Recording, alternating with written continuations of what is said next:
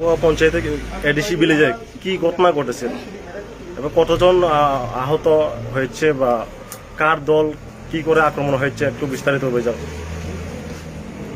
দুঃখের সহিত বলতে হচ্ছে যে মিডিয়া ভাইকে আমার অসংখ্য অসংখ্য ধন্যবাদ প্রশ্ন করার জন্য।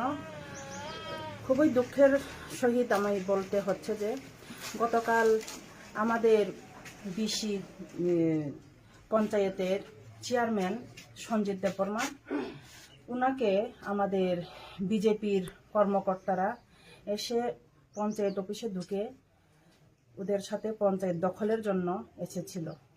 কিন্তু এর আগে একটা ডেট দিয়েছিল বিজেপির নেতৃবৃন্দরা যে আমরা একটা দুপক্ষর হইতে বসে আমরা একটা আমাদের পঞ্চায়েতে উন্নয়নের জন্য কাজ করার জন্য আমরা একসাথে বসে মিটিংয়ের মাধ্যমে আমরা একটা আলোচনা করব। গত সোমবারে ডেট ছিল, আমাদের তিপ্রামথার লিডাররা সবাই উপস্থিত ছিলেন ওদের সাথে কথা বলার জন্য। ওদেরকে বলা হয়েছে আপনারা 500 জন লোক এনে আমরারও 500 জন লোক থাকবে, থাকার পরে আমরা এখানে কথাবার্তা আমরা বলবো বলেছিল। কিন্তু ওরা আসে নাই সেদিন, গত সোমবার। গতকালকে 12 তারিখ আমাদের তিপ্রামথার যে আমবাসাতে একটা মিটিং ছিল, 4টা বিধানসভার সব ব্লক ডিস্ট্রিক্ট সেন্ট্রাল লেভেলের একটা মিটিং ছিল। আমাদের আগরতলা থেকে আগত আমাদের এক্স মিনিস্টার এবং আমাদের তিপ্রামথার প্রেসিডেন্ট সহ আরও তিপ্রামথার চেয়ারম্যানশিপ সবাই আছিল ওই জায়গাতে। ওই মিটিংয়ে আমাদের এই পানবুয়া পঞ্চায়েতের সব লিডারগণ তিপ্রামথার সবাই গিয়েছে। এই পঞ্চায়েত খালি হওয়ার সত্ত্বে, আমাদের লোক না থাকা সত্ত্বে বিজেপির লোক এসে পঞ্চায়েতে আক্রমণ করেছে। আমাদের চেয়ারম্যানকে প্রথমত এসে চেয়ারম্যানকে মারপিট করেছে, মাথাতে ওর চাক্কা হয়ে মাথাতে ফুলে গিয়েছে। এরপর চেয়ারম্যান পঞ্চায়েত সেক্রেটারি ছিল অফিসে, ওরা এসেছিল। আর এর মধ্যে বলেছিল যে এখানে কথা বলতে হলে দুপক্ষের লোক আসতে হয়। আমাদের তো কোনো লোক প্রিপারেশন ছিল না। ওদের ওই রথ টাক্কাল নিয়ে হাতুড়া নিয়ে এসে পঞ্চায়েত অফিসের মধ্যে আক্রমণ করেছে।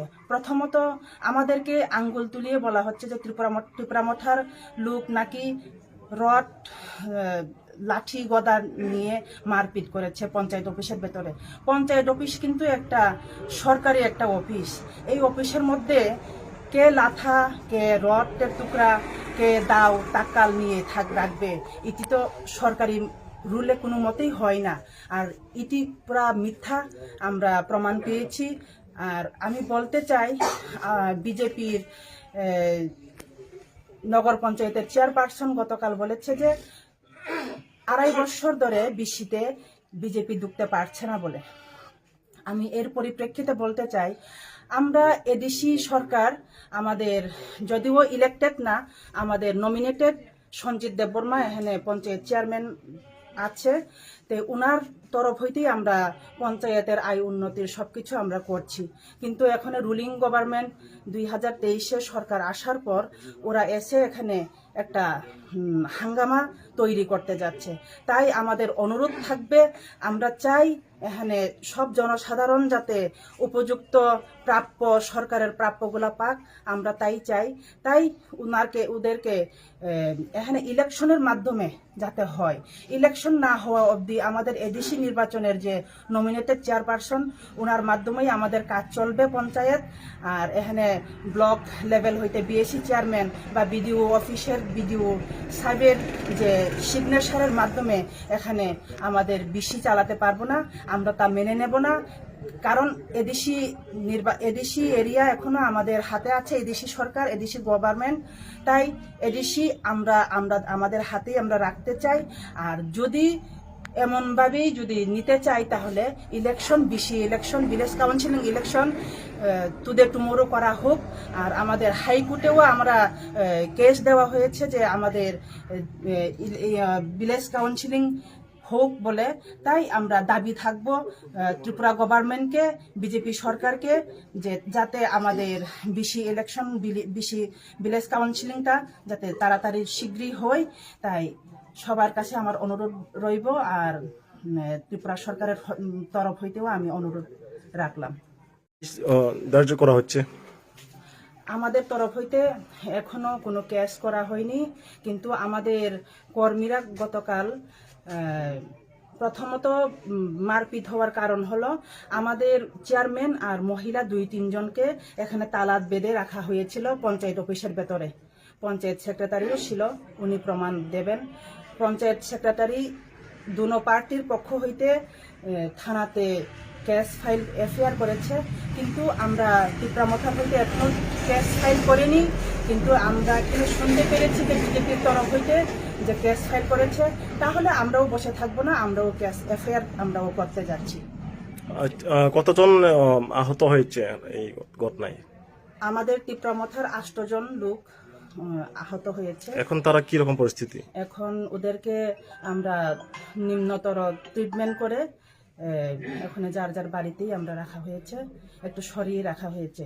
কারণ এখানে খুব প্রবলেম দেখা যাচ্ছে যে না, আজকে গতকালকে রাত্রে যেমন তপন দেববর্মা নামে একটা আমাদের টিপ্রামথার নেতৃত্ব, যে ওকে কাটিয়ে কুবিয়ে মারা হবে, মারার পর ওর মাংস দিয়ে মদ খাওয়া হবে বলে এখানের জনসাধারণরা বলেছিল।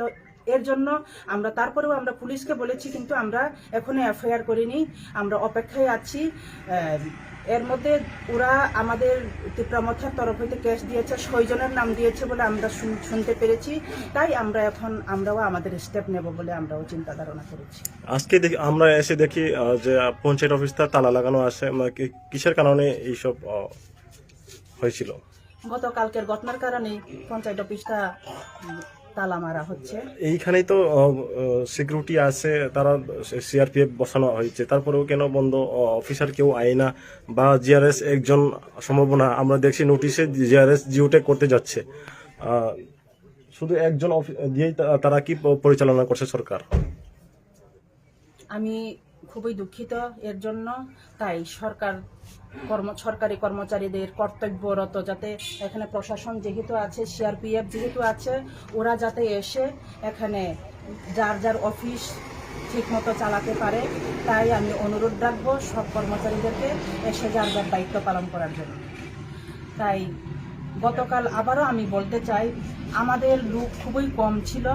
আমরা আমবাসাতে মিটিংয়ে যাওয়ার সূত্রে আমাদের এখানে লোক না থাকার কারণে গতকাল ওরা এখানে একটা হাঙ্গামা তৈরি করেছিল। তাই আমরা আমবাসাতে মিটিংয়ে সবাই গিয়েছে, পুরা ময়দান খালি। এইভাবেই তারা 70 জনের মতন এসে মহিলা পুরুষ মিলে সবাই এখানে আক্রমণ সৃষ্টি করেছে পঞ্চায়েত অফিসে। অথচ আমাদের কোনো লোক ছিল না, আমরা 6-7 জন লোক ছিল। এরপরে শোনার পরে আমরা 25 থেকে 30 জনের মতন আমরা একত্র হয়েছে।